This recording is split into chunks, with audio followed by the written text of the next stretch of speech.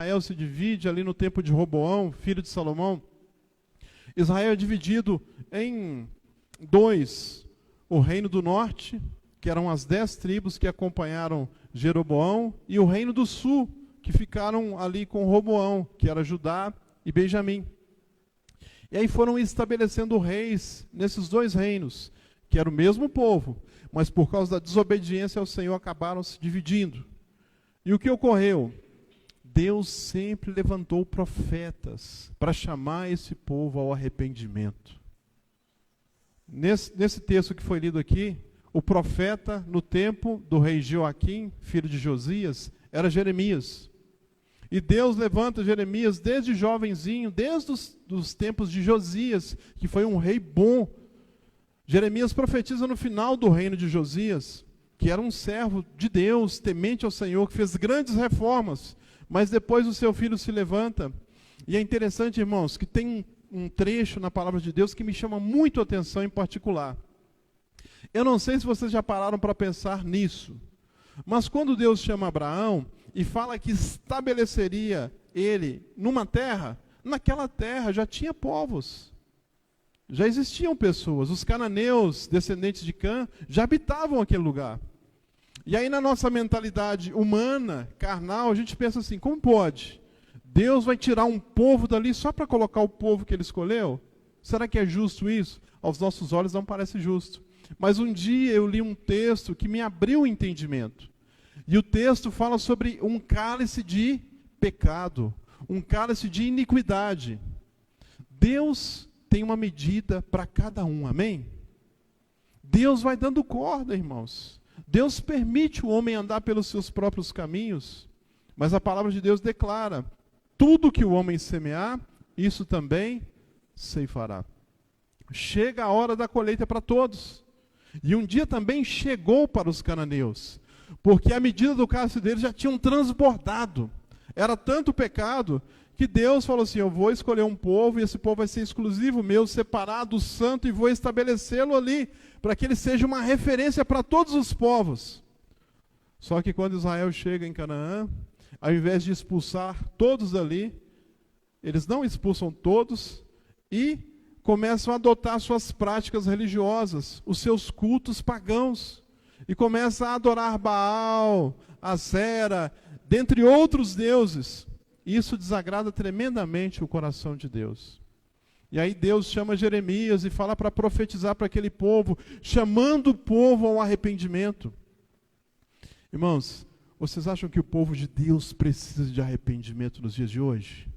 Vocês acham que o povo de Deus hoje tem vivido de maneira santa, de maneira fiel, de maneira temente ao Senhor?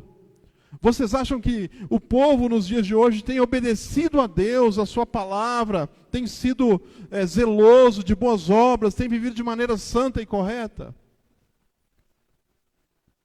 Vocês acham que Deus precisa levantar profetas nos dias de hoje para chamar esse povo, que se diz povo de Deus, ao arrependimento? Foi exatamente isso que Deus fez em toda a trajetória, em toda a história de Israel. O texto diz aqui que de madrugada Deus levantava os seus profetas e levava o seu povo, e muitas vezes esses profetas eram rejeitados. Jeremias foi lançado no cárcere várias vezes. No tempo de Jeremias tinha muitos falsos profetas, e esses falsos profetas só profetizavam coisas boas, palavras que agradavam, que inflavam o ego das pessoas. As pessoas não querem mais ser repreendidas hoje. As pessoas não querem mais ser chamadas a atenção nos dias de hoje. Muitos nem querem mais ser pastoreados. Vêm até a igreja, mas não se submete à autoridade, à liderança que Deus estabeleceu. São pastores de si mesmo, quando diz lá em Judas. Eles não querem se submeter a nenhuma autoridade instituída por Deus. Só que o resultado vem. Infelizmente o resultado vem para todos. E que Deus tenha misericórdia de nós, amém? Olha para o lado e diga assim para o seu irmão: que Deus tenha misericórdia de nós. E se você ler o capítulo 34 de Jeremias, Deus manda o profeta ir ao rei e falar com o rei que ele ia morrer em paz, queria descansar com seus pais, queria ver a face de Nabucodonosor, ia ser levado cativo, ia morrer em paz. Só que o povo ia provar o cativeiro, a provação. E aí o povo teme, quando fala que vai vir luta, fala que vai vir dificuldade, quando fala que vai vir provação, o povo teme. Eles temeram.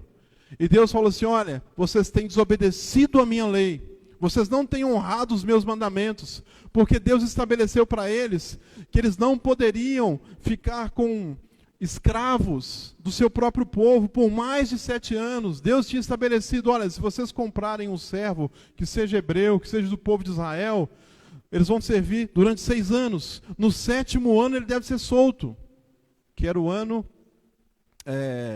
de 7 em 7 anos. Eles tinham a liberdade estabelecida por Deus. E aí o povo temeu e falou assim: não, nós vamos então libertar os escravos israelitas, nós vamos libertar nossos irmãos. Eles temeram só de aparência, libertaram os escravos, mas depois eles se arrependeram e pegaram os escravos de volta. E aí Deus, no capítulo 35, fala assim com Jeremias: Jeremias, vai até a casa dos recabitas e traze-os até a câmara do Senhor, e ali você oferece para eles vinho. E aí Jeremias foi. Imagine só, nos dias de hoje, um homem de Deus. Jeremias era homem de Deus, amém? Amém? Vocês estão comigo? Ou vocês estão dormindo? Jeremias era homem de Deus, servo do Senhor. Tinha a palavra de Deus. E de repente, Deus dá uma ordem um pouco estranha para ele. Fala assim: vai até a casa dos recabitas, chama eles, a câmara, uma das câmaras do pátio do templo, e oferece ali vinho para eles. Jeremias assim faz. Chama lá um dos filhos de Recabe, um dos pais dele, chama toda a descendência, leva para aquela câmara e apresenta ali taças cheias de vinho. E diz para eles assim: agora bebei vinho, vocês podem se satisfazer. Imagina se acontecesse isso nos dias de hoje. O pastor Robson faz aí uma festa na igreja, lá no fundo, faz um churrasco, e diz para o povo assim: irmãos, está servida a mesa ali, tem um vinhozinho, quem quiser tomar. E a gente vai colocar uma musiquinha aqui também, né? Quem sabe uma musiquinha que você ouviu no seu passado. O que vocês acham? Vocês acham que tem alguém que podia tomar um vinhozinho, curtir um Pink Floyd, né? Um Bezerra da Silva? O que vocês acham? Teriam pessoas: opa, o pastor é homem de Deus, o pastor liberou, agora vamos curtir. Vamos tomar uma? Aleluia! O homem de Deus está falando. Mas aqueles homens tinham princípios. Eles diziam assim para Jeremias: nosso pai, Jonadab, filho de Recabe. E eu fui estudar a história desses recabitas, irmãos. Jonadab viveu há mais ou menos 200 anos antes deste texto bíblico aqui. Jonadab, nosso pai, fez um voto, uma aliança com Deus, de que nem ele, nem os seus descendentes beberiam vinho, plantariam vinhas, teriam sementes, campos e teriam casas. Então, Jeremias, nem nós, nem nossos filhos, nem nossas mulheres tomam vinho. Nós obedecemos a voz do nosso Pai. Será que nós podemos dizer isso hoje? Nós obedecemos a voz do nosso Pai? Será que nós não nos contaminamos mais com este mundo, com as coisas que há no mundo? Eles eram obedientes a Deus. E Deus queria fazer uma prova com o povo dele. Sabe por quê? Esses recabitas aqui, irmãos, eles não eram judeu puro, não. A história deles é bem interessante. Esse Recabe aqui era uma mistura ali dos filhos de Jetro, que era de Midian, com Moisés, e aí vieram os queneus. Isso está no livro de Crônicas, depois você dá uma conferida. E aí nasceu Recabe. E aí, nasceram os queneus que foram aceitos na tribo de Judá. Inclusive Calebe era um queneu. E esse Jonadab, irmãos, alguns podem até confundir, porque tinha um Jonadab que era maligno, sobrinho de Davi, que iludiu o primo dele lá para deitar com a própria irmã. Vocês lembram dessa história? Né? Que esse Jonadab maligno, perverso, vai lá e fala, não, se está apaixonado com ela, chama ela lá para a sua casa, finge que está doente, depois se deita com ela. Não é esse Jonadab. Esse Jonadab aqui viveu no tempo de Acabe. E era um homem temente a Deus, irmãos. E vocês sabiam que o tempo de Acabe era um dos tempos mais terríveis em Israel. A Jezabel, que era filha de Etbaal, levou seu marido Acabe, que era um frouxo, e levou toda a nação a se perverter, se corromper e ser adoradora de Baal. Tanto que Elias fez um desafio lá e sacrificou aqueles profetas de Baal, mas não conseguiu exterminar totalmente. Aí Deus levantou Jeú, um homem de fé, um homem de coragem. E Jeú completou o serviço. E quando Jeú estava indo para completar o serviço, quem que ele vê no meio do caminho? Jonadab, filho de Recabe. E ele pergunta para Jonadab assim, você está comigo? Você está de acordo com o que eu estou fazendo? Sabe por quê? O Jeú foi levantado para exterminar toda a descendência de Acabe. E Jonadab, como era um homem temente a Deus, um servo do Senhor, ele fala, eu estou com você. Tá, então sobe aqui, sobe no carro, sobe na carruagem. E eles foram rumo ao templo estabelecido ali para Baal. E aí Jeú diz assim, olha, chama todos os adoradores de Baal, todos, os sacerdotes, aqueles que realmente adoram, não vem ninguém, senão vai ter problema, que adore Baal. Reuniram todos naquele templo ali, fecharam as portas do templo, irmãos, e o Jeú manda matar todo mundo com a espada. E Jonadab, ele foi cúmplice daquele extermínio. E aí depois que exterminou todos os adoradores de Baal, vai Jeú rumo à casa de Jezabel. E aí acaba com a adoração de Baal que estava acontecendo ali em Israel. Irmãos, nós vivemos tempos em que a casa do Senhor está muito dividida. Em que tem muitas pessoas que não sabem se serve a Deus, se serve a Baal. E nós precisamos de homens como Jonadab, amém? Homens de coragem, homens de princípio. E eu acredito que esse voto, que essa relação que ele fez com Deus, de a sua descendência toda, não beber vinho, não plantar vinhas e não construir casas, estava muito relacionado com o que ele via no seu tempo. Quando o povo começa a se perverter, sabe o que o povo quer? Vamos curtir a vida. Deus entende. Deus sabe todas as coisas, não é assim? Vamos edificar nossas casas. Lembra ali quando Deus manda o povo reconstruir o templo? O povo estava assim, colocando as suas casas bonitas, formosas, né? Piso novo, a casa toda arrumadinha, e a casa do Senhor estava em ruínas. O povo não estava nem aí para a obra de Deus, para a casa de Deus. Eles se preocupavam consigo mesmos. Se você ler o livro de Malaquias, você vai entender isso. Então, queridos irmãos, Deus quer levantar no nosso tempo uma geração como os filhos de Recabe, amém? Será que Deus vai levantar recabitas aqui nessa noite? Será que Deus pode contar com você? Será que Ele pode mesmo? Então, queridos irmãos, eu vou ser bem objetivo, não vou prolongar muito, mas tem pelo menos 5 lições nesse texto, que se você quiser aprender, você pode. A primeira lição é que Deus é um Deus de aliança. Deus é Deus de compromisso.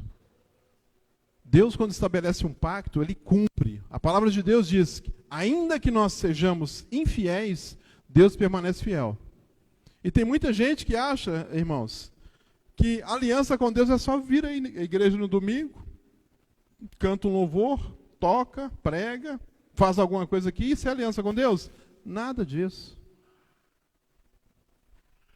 A aliança com Deus é muito mais. O versículo, abre por favor ali, Clebinho, 6, diz claramente que aquele povo tinha uma aliança com Deus. E diz assim, olha, porque o nosso antepassado Jonadab, filho de Recabe, nos deu essa ordem. Eles cumpriam a aliança que o pai tinha feito. E eles tinham uma aliança com seus filhos. Irmãos, uma das piores tragédias que tem acontecido nos nossos tempos, sabe qual é? Nós não temos transmitido para os nossos filhos aquilo que nós recebemos de Deus. E muitos já abandonaram aquilo que receberam de Deus. Já se foi há muito tempo. Está na igreja, mas está no automático. Está na igreja, mas não serve a Deus de coração. Eles não. 200 anos tinham se passado. E a resposta para o profeta foi essa aqui, ó. Nós, porque o nosso antepassado Jonadab, filho de Recabe, nos deu essa ordem. Nós obedecemos. Nós somos fiéis à aliança. Deus leva a sério as alianças que Ele faz, amém? Deus leva a sério as alianças que Ele faz. Será que nós, como seu povo, temos levado a sério a aliança que nós fizemos com Deus? Será que nós, como povo de Deus, temos colocado Deus em primeiro lugar nas nossas vidas? É uma pergunta. Cabe a cada um de nós responder. Segundo princípio que nós podemos aprender com este povo aqui, é que eles não buscavam alegria no mundo, mas buscavam alegria em Deus. O texto diz, no versículo 6 ainda, eles, porém, disseram, não bebemos vinho. O vinho na Bíblia tem um símbolo, uma simbologia de alegria, mas muitas vezes uma alegria que produz corrupção. Vocês lembram de Noé? Noé plantou uma vinha, fez um vinho, deixou curtir. Qual foi o resultado? Maldição. Paulo diz assim, olha, não se embriaguem com vinho, onde há contenda, mas encham-se do Espírito. Então há um contraste entre a alegria que o vinho produz e a alegria que o Espírito Santo produz. Qual que é a alegria que você tem buscado? A alegria que você tem buscado é no mundo? Deus já não te satisfaz mais? Você vem para a casa de Deus naquele peso, naquela tristeza e fala assim, ah, meu Deus, eu tenho que cumprir a minha obrigação religiosa porque hoje é dia de culto. E se eu perder a ceia do Senhor, então, meu Deus, aí que eu estou perdido mesmo. Não tem mais alegria. A palavra de Deus diz que a alegria do Senhor é a nossa força. A palavra de Deus diz, meus irmãos, que na presença de Deus há plenitude de alegria e à sua direita delícias perpetuamente. Seja honesto com você mesmo. Seja honesto com você mesmo. Há quanto tempo você não tem essa alegria do Senhor na sua vida? Há quanto tempo você não se regozija na presença de Deus? Há quanto tempo você tem vindo arrastado para a igreja? Deus quer restaurar a alegria na sua vida nessa noite, amém? Glória a Deus por esse amém aí. Glória a Deus. Deus quer restaurar na sua vida a alegria. E eu espero que você queira que essa alegria seja restaurada. A pior coisa que tem, irmãos, é servir a Deus por obrigação. Vocês sabiam que esse voto que esses homens fizeram não era obrigatório? Deus nunca pediu ninguém na Bíblia. Não era uma ordem de Deus que eles não construíssem casas, que eles não plantassem vinhas. Inclusive o vinho fazia parte da cultura de Israel. O vinho, aquele suco da uva ali, puro, fazia parte da cultura deles. Inclusive Jesus transformou água nesse vinho novo. Não nesse vinho que embriaga, viu? Não me entenda mal. Mas eles eram livres para isso. Mas eles fizeram isso voluntariamente, sabe por quê? Eles viam o mundo corrompido que eles viviam ali. Eles viam o povo de Deus se corrompendo. E eles olhavam e diziam assim: desse jeito eu não quero ser. Será que as pessoas que não são povo de Deus têm olhado para nós e falado a mesma coisa? Ah, ser crente, para ser desse jeito eu não quero.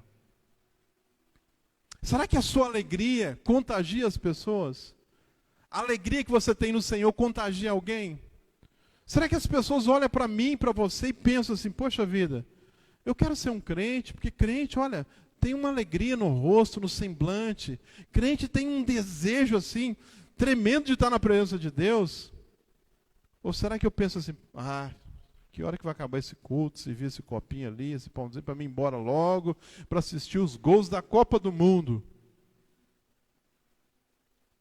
Falta alegria em nós, irmãos.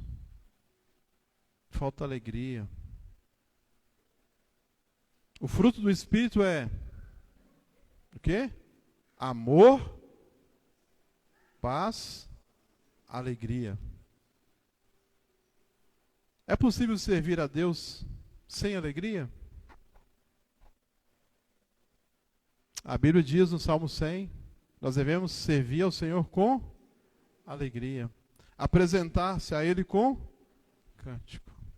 Tem dia que eu chego aqui na igreja, irmãos. Hoje mesmo, por exemplo, não estava com nenhuma vontade de cantar, de bater palma.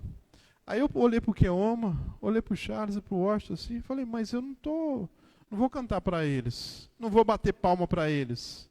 Eu vou adorar o Senhor eterno que está neste lugar, amém? Então, quando você estiver ouvindo uma mensagem, não olha para o pastor, olha para a palavra de Deus, amém? E se eu estiver pregando coisas que não estão de acordo com a palavra de Deus, joga fora, joga no lixo. Mas se é a palavra de Deus e você recebe ela com indiferença, com desprezo, ela vai cair na sua cabeça no dia do juízo. Só isso que eu tenho para dizer. Se você rejeita, não gosto do jeito que passou, não gosto do jeito que o Charles, não gosto do jeito que a Luciene prega. Se estiver sendo a palavra de Deus pregada, você está rejeitando a Deus. Não está rejeitando quem está aqui na frente. Então, qual o seu propósito? Sirva a Deus com alegria. Sirva a Deus com a motivação correta. Estamos aqui com esse objetivo: servir ao Senhor e a mais ninguém. Terceiro ponto interessantíssimo que esses recabitas apresentam para nós é que eles não colocavam a esperança deles nessa vida, e sim na eternidade. Quando eles dizem no verso 35, 7, assim, olha, vocês não construirão casas. Aí no final diz assim: mas vocês sempre habitarão em tendas. O pai deles falou assim: olha, vocês vão ser peregrinos nessa terra. Vocês não vão ter uma habitação fixa. Vocês não vão estabelecer em um local. Na verdade, isso é profético, irmãos. Deus nunca ordenou isso na sua lei. Mas o que era o tabernáculo? Será que estava no coração de Deus a construção de um templo? Deus nunca, quando Davi falou assim: vou construir um templo para Deus, porque eu moro num palácio, olha o meu palácio, e Deus mora numa tenda. Na mente deles, Deus estava ali na tenda e dentro daquela arca da aliança. E Deus fala para Davi: nunca pedi você um templo. Sabe por quê? Porque Deus não está preso a um lugar, amém? Sabe por quê? Porque Jesus, quando veio a este mundo, a Bíblia diz assim: no princípio era o Verbo, e o Verbo era Deus, e o Verbo estava com Deus. E lá no verso 12 diz assim: e o Verbo se fez carne e habitou. A palavra habitou ali é tabernaculou entre nós. Ou seja, Jesus tabernaculou, uma tenda móvel, Deus andando. E a palavra de Deus diz em Hebreus capítulo 11, que Abraão, que era um homem muito rico, não construiu uma casa para ele aqui. Sabe por que Abraão não construiu? Porque ele esperava uma habitação celestial, cujo arquiteto é Deus, amém?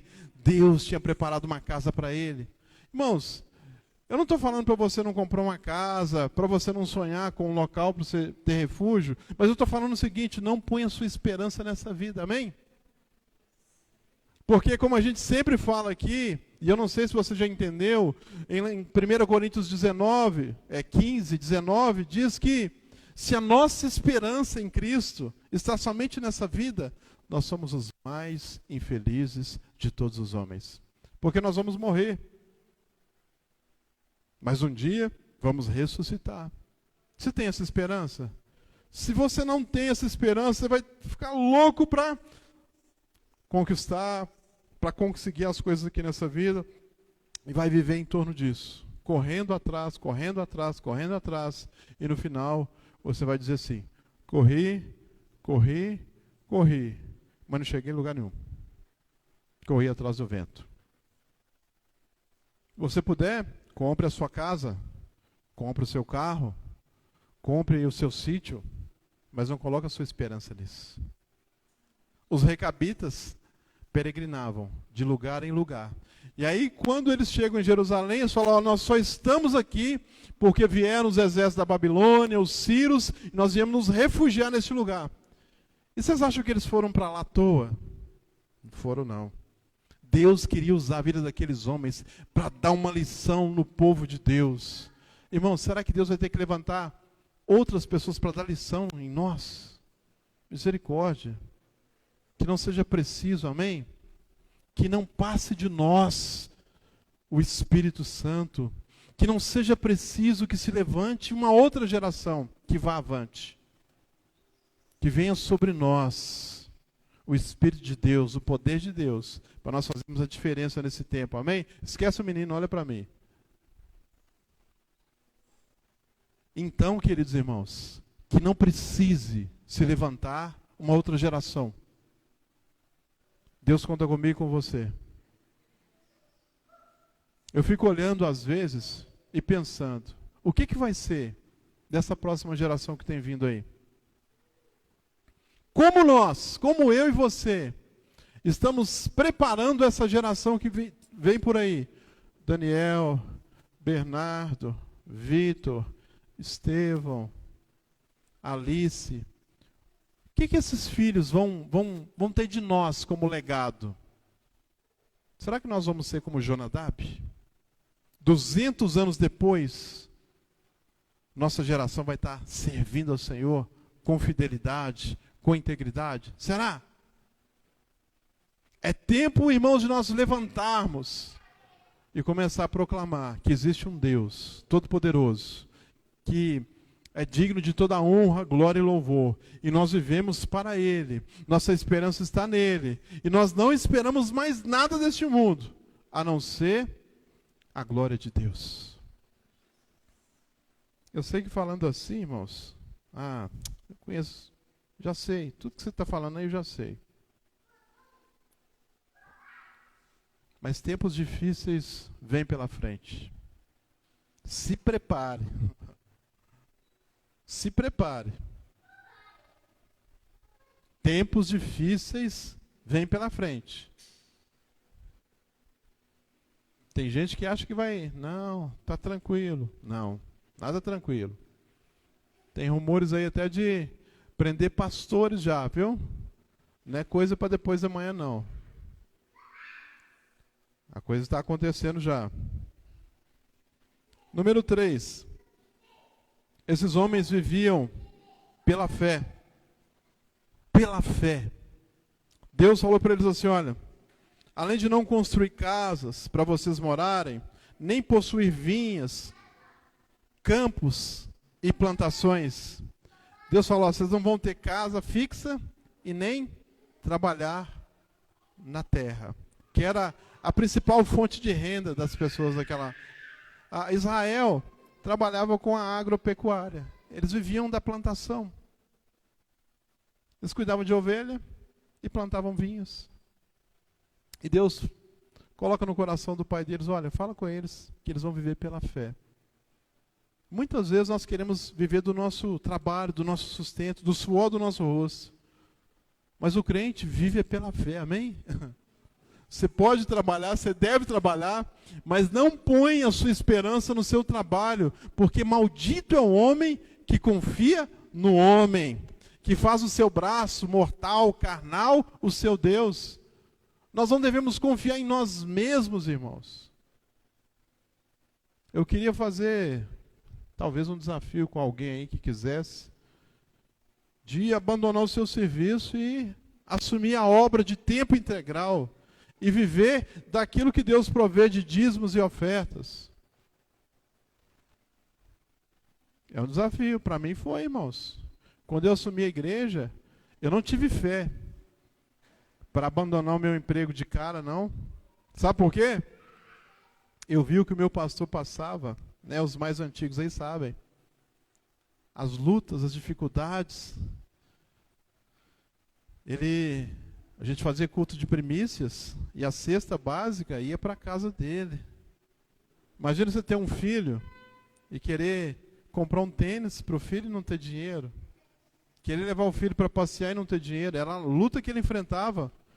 E aí, meus irmãos, eu falei assim, eu assumi a igreja para ficar na mão desses irmãos aí? De jeito nenhum. Mas eu não entendia que eu ia ficar na mão de Deus Todo-Poderoso, amém? Dono do ouro e da prata. E eu digo para os irmãos, nunca me faltou coisa alguma. Eu me lembro quando Jesus envia os seus discípulos e diz para eles assim, olha, não leva alforge, bolsa, né, para colocar alguma coisa ali, 2 capas. Vocês vão, porque o trabalhador é digno do seu salário. E aí eles vão pela fé. Vão de cidade em cidade, de aldeia em aldeia. Quando eles voltam, a pergunta que Jesus faz é essa: porventura, lhes faltou alguma coisa? Qual foi a resposta? Nada, disseram eles. Nada, disseram eles. Ou seja, cuida das coisas de Deus. Deus vai cuidar das suas. Agrada-te do Senhor, e Ele satisfará o desejo do seu coração. Entregue o seu caminho ao Senhor, confia nele, e o mais Ele fará. Então, irmãos, alguém aqui, por favor.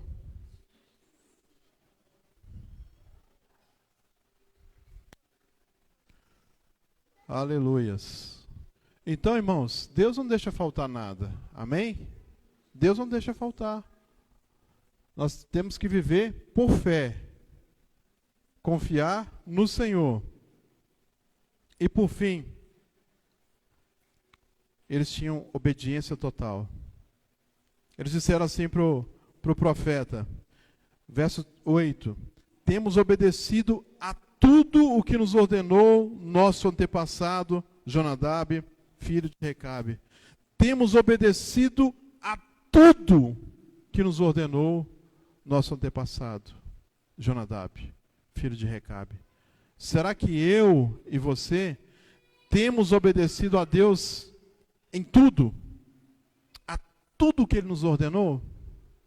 Será que nós, quando somos provados lá fora, tem gente que dá glória e aleluia aqui, e lá fora, as músicas que não glorificam a Deus. Está certo isso?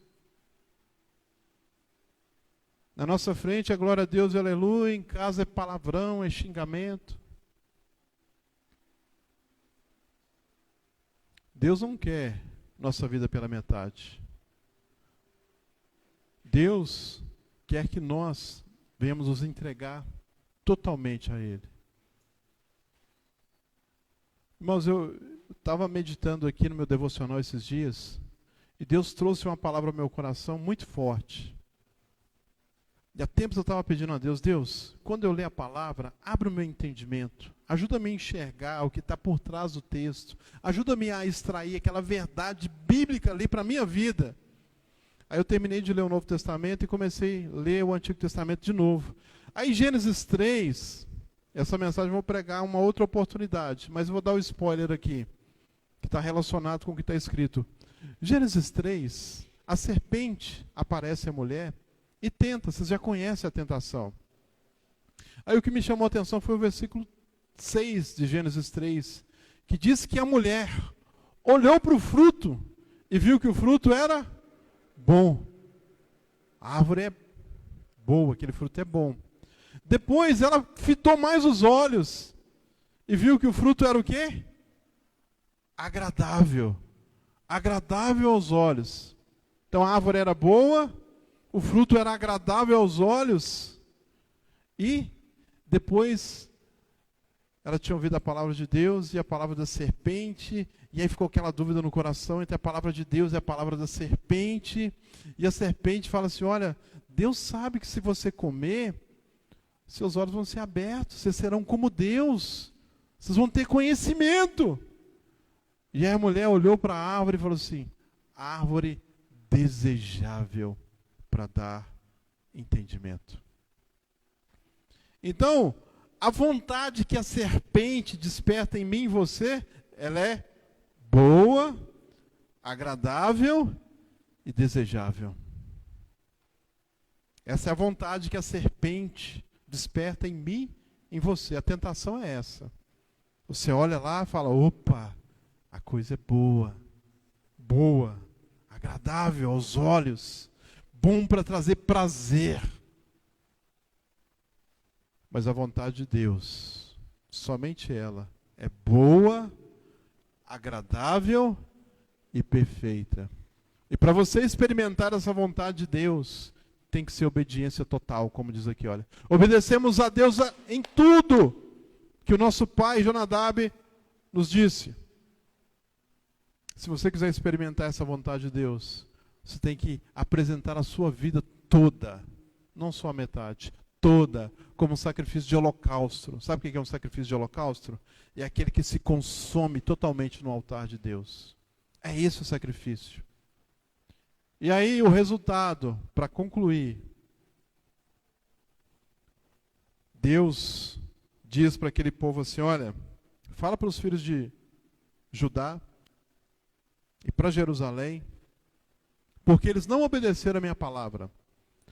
Todas essas maldições virão sobre eles. Todas aquelas maldições de Deuteronômio capítulo 28, que Deus apresenta o povo assim, eu apresento a vocês o bem e o mal, a vida e a morte. O bem se você fazer a minha vontade, o mal se você desobedecer. Todas essas bênçãos vão te acompanhar se você obedecer. As maldições vão te apanhar se você desobedecer.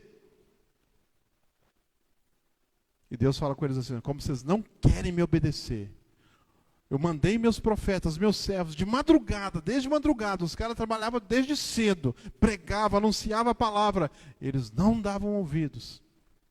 Parece que às vezes eu sinto que isso está acontecendo, irmãos. A gente prega a palavra, a gente vê no rosto das pessoas, poxa, será que vai fazer algum efeito? Será que vai mudar alguma atitude? Quando eu prego aqui, irmãos, eu não quero que você fique pulando, aleluia, pastor, glória a Deus. Eu quero é que produza resultado, mudança, transformação. Você pode ficar aí meio quase que sonolento, dormindo, isso para mim não importa.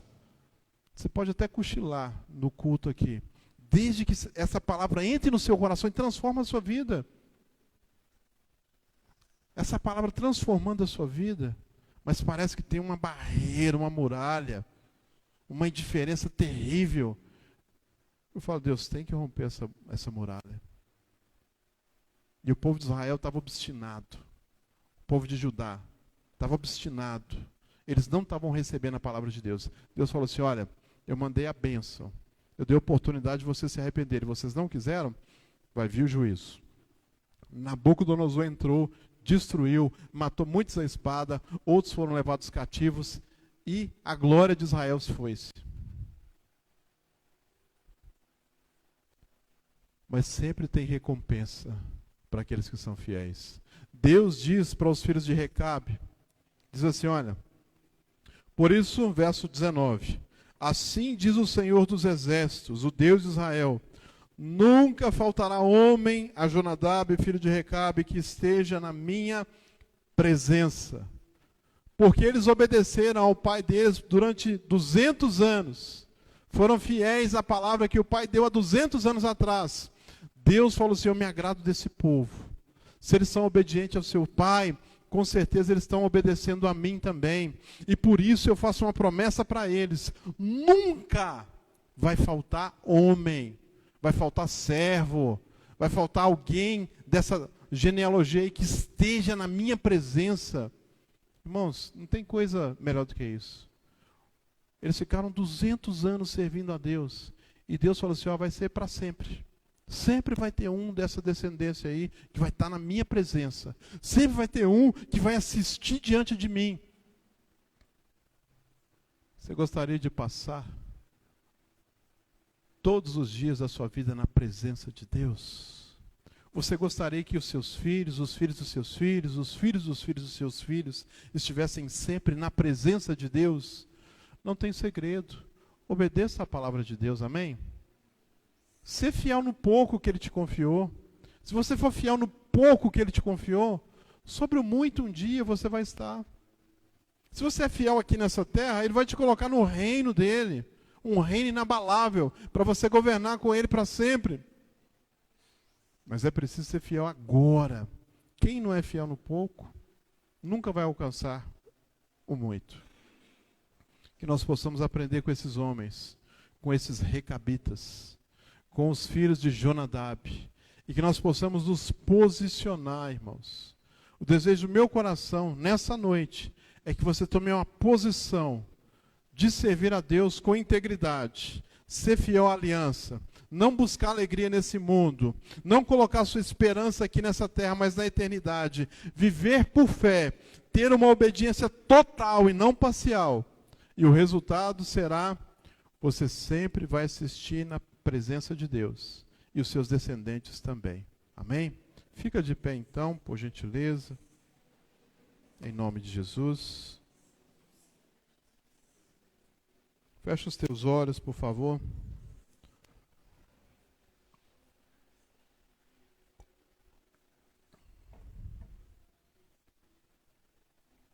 Medita aí agora. Como está a sua vida?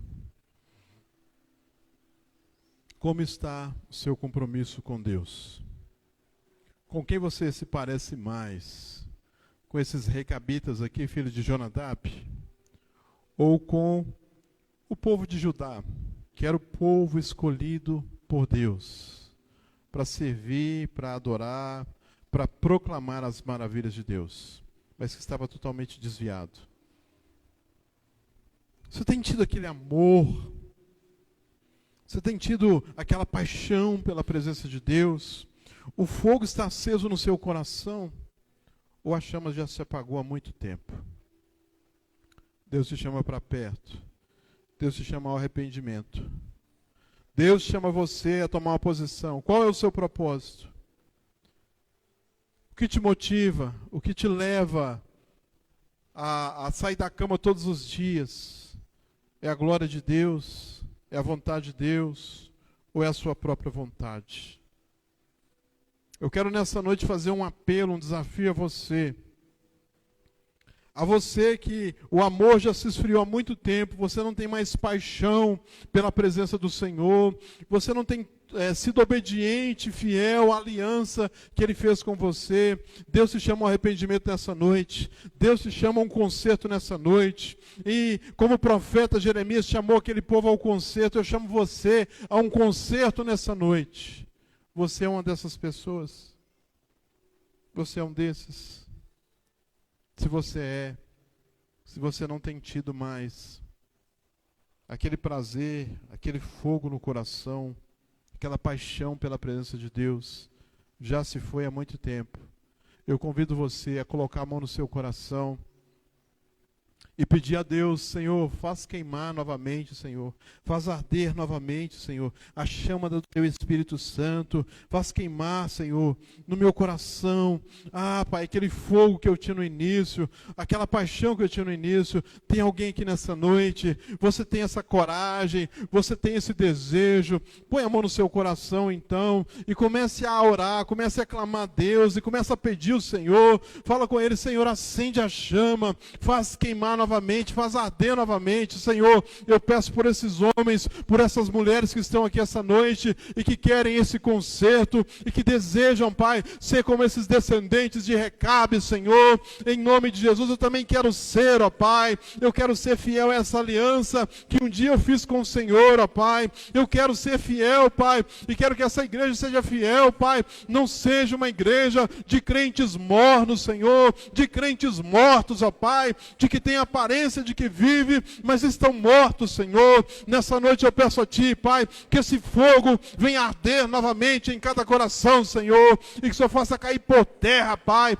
tudo aquilo, Senhor, que tem nos distanciado de Ti, ó Deus, tudo aquilo, Senhor, que tem nos afastado da Tua presença, ó Pai, que nós sejamos como os filhos de Recabe, Senhor, que obedeciam seu pai Jonadab em tudo, Pai, em tudo, ó Deus, não pela metade, Pai, não apenas um pouco, Senhor, mas em tudo, Pai. Durante 200 anos, aqueles homens, aquela família foi fiel a Ti, Senhor.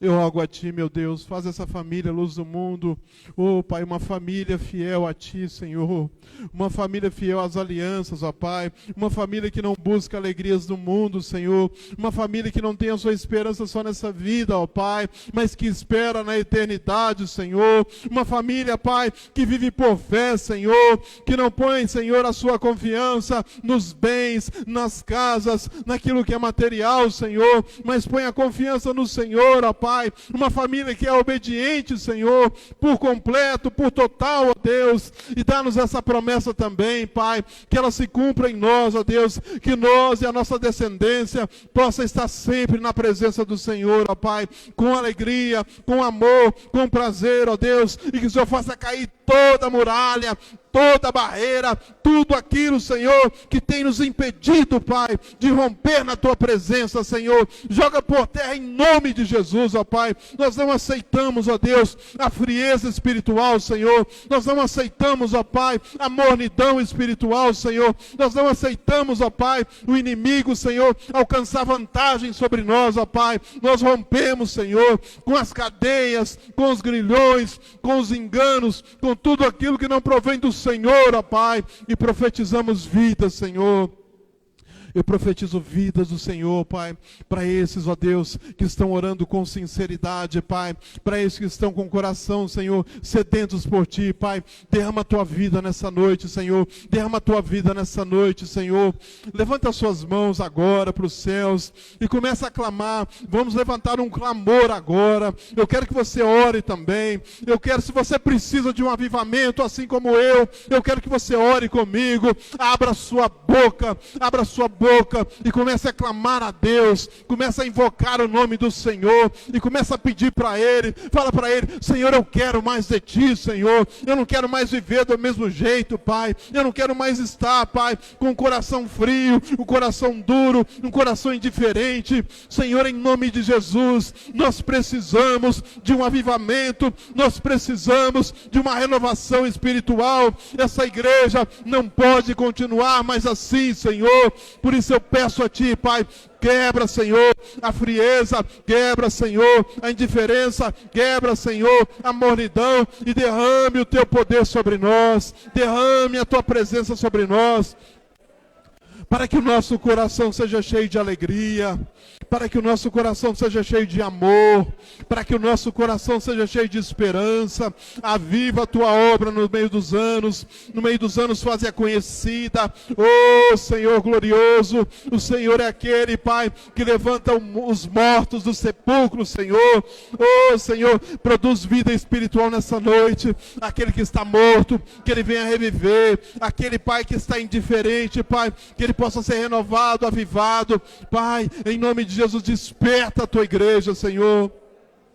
Já vai alta a noite, Pai, vem chegando o dia, Senhor, que nós possamos abandonar as obras das trevas, ó Pai, e viver em plena luz, em pleno dia, para que o Senhor seja glorificado. Nós profetizamos, ó Deus, uma bênção dos recabitas aqui nessa noite, Senhor, que essa bênção, Pai, que foi profetizada, Senhor, que foi declarada, Pai, pelo Senhor, ó Deus, através do profeta, na vida daquela família, Pai. Eu profetizo aqui nessa noite, Senhor, uma família de recabitas, ó Pai, uma família, Pai, fiel a Ti, Senhor, fiel à aliança, Pai, fiel à palavra, Deus, e que assiste sempre na Tua presença.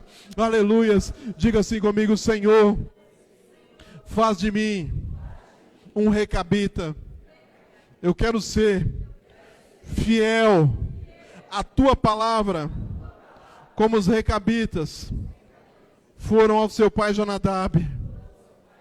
Que eu seja fiel ao Senhor e à Sua palavra, e que eu possa habitar sempre na Tua presença, para a glória do Senhor, em nome de Jesus. Aleluia. Você pode aplaudir o Senhor. Glória a Deus.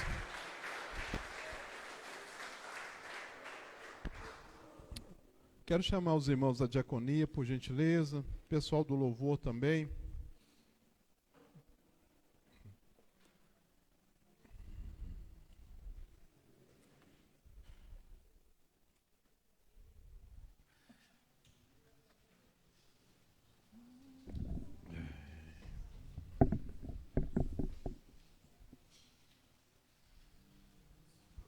Glória a Deus.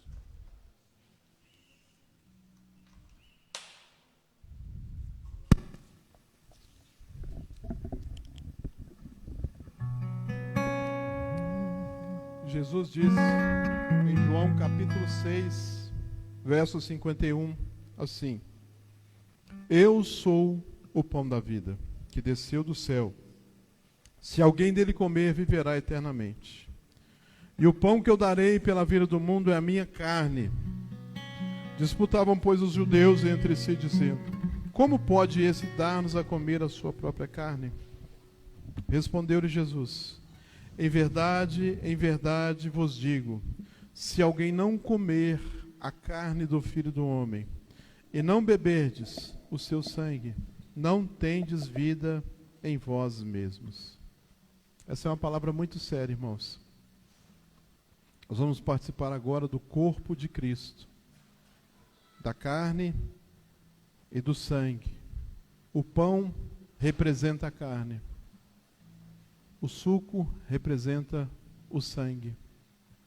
E Jesus, há pouco tempo, tinha multiplicado pães e peixes para uma multidão. E aquela multidão se fartou dos pães e peixes. E quantas pessoas têm se fartado das bênçãos de Deus? Quantas pessoas têm se beneficiado, desfrutado das bênçãos do Senhor? A bênção da saúde, a bênção da provisão, a bênção da salvação. São bênçãos, são dádivas de Deus. Mas Jesus quer muito mais de nós. Ele quer que nós tenhamos também a bênção da comunhão do corpo e do sangue do Senhor. Porque quem não tem essa comunhão do corpo e do sangue do Senhor, não tem parte com Ele, diz a palavra de Deus. Quem não comer da minha carne e não beber do meu sangue, não tem parte comigo. Nós devemos levar isso muito a sério. E Paulo vai dizer que quem come e bebe de maneira indevida, sem discernir o corpo, come e bebe para a sua própria condenação. Foi exatamente por isso que eu dei uma palavra muito séria aqui essa noite. Que nós devemos ser como os recabitas, homens e mulheres comprometidos com o Senhor acima de tudo. Que abrem mão dos prazeres do mundo, das coisas do mundo, para desfrutar da presença de Deus. Então nós vamos orar consagrando esses elementos aqui. E você vai comer consciente de que a vida de Deus foi repartida por mim e por você, através da obra de Jesus. Pai, nós consagramos a Ti esses elementos, consagramos a Ti esse pão, essa vasilha com pão que representa o corpo do Senhor, o corpo ferido, moído, traspassado na cruz pelos nossos pecados. Que ao comer deste pão, sejamos renovados, fortalecidos no nosso homem interior. Consagramos também essa vasilha com cálice, representando a nova aliança no Seu sangue, Jesus. que ao tomar deste cálice, nossas vidas, nossa aliança com o Senhor seja renovada e fortalecida para o restante dessa caminhada, em nome de Cristo Jesus, o nosso Senhor. Amém. Os que vão participar, permaneçam de pé, por gentileza. Pode passar para eles, amém.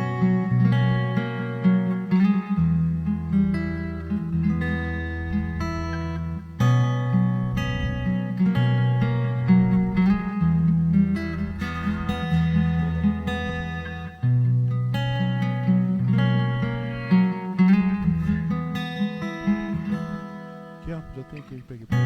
Do Getsemane foi que o meu Jesus chorou, se entregando ao Pai mais uma vez.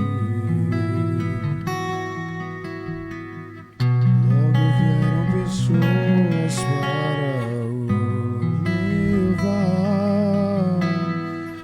para a maior das provações. Ele tanto amou, tudo suportou. Ele carregou a nossa cruz. Oh, vê escravos nas mãos, seu corpo a sofrer naqueles momentos de dor. A chorar, que foi por você que Ele mostrou tanto amor. E os soldados cuspiam no seu rosto. Posso ouvir o clamor da multidão. Jesus a olhar aquele céu azul, pede ao Pai que lhes dê o seu perdão. Ele tanto amou, tudo suportou. Ele carregou a nossa cruz.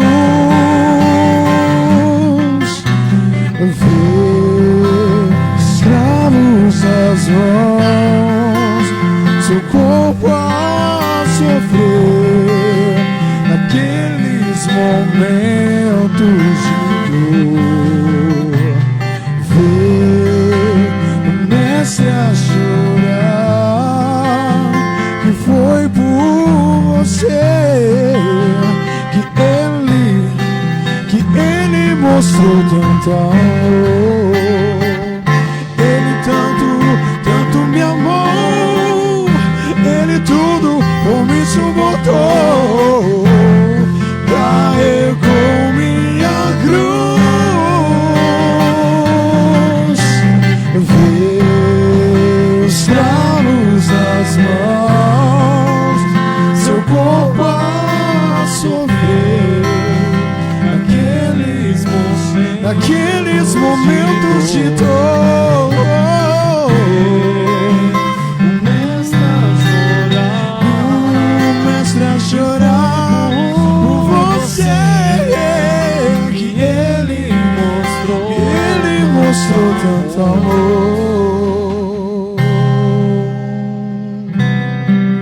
Aleluia. A palavra de Deus diz que na última noite que Jesus passou com seus discípulos, ele tomou um pão e deu graças. E assim que ele deu graças, ele disse: comei dele todos. Você pode comer.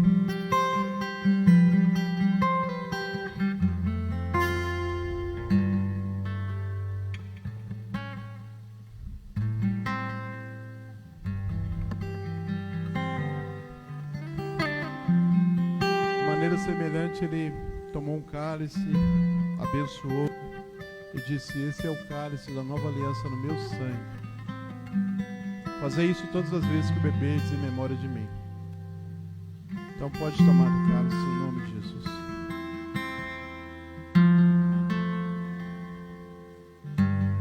Aleluias. Tu és bendito, Senhor. Te agradecemos, ó Deus. Te louvamos, ó Pai. Obrigado. Muito obrigado, Senhor. Já não há mais condenação para aqueles que estão em Cristo Jesus. Porque a lei do Espírito de vida nos livrou da lei do pecado e da morte. E nós podemos dizer, porque Ele vive, nós cremos, escravos das mãos, nós temos esperança para amanhã. Aleluia, Senhor. Aqueles Glórias a Ti, ó Deus. Vê o mestre a chorar.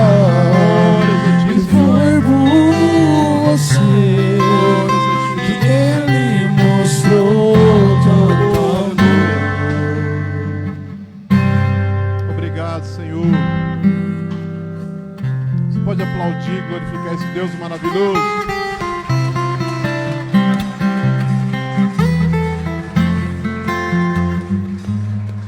Aleluia. Deus é maravilhoso.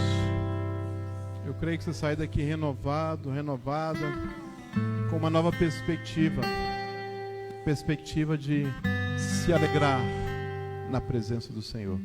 Amém? Levante as suas mãos assim para o alto, receba essa bênção final. Que o amor de Deus, o nosso Pai, que a graça do nosso Senhor e Salvador Jesus Cristo e a comunhão do Espírito Santo repouse sobre a sua vida, sobre a sua casa, não só hoje, mas para sempre. E você que crê, diga amém. Deus abençoe, ide em paz, em nome de Jesus.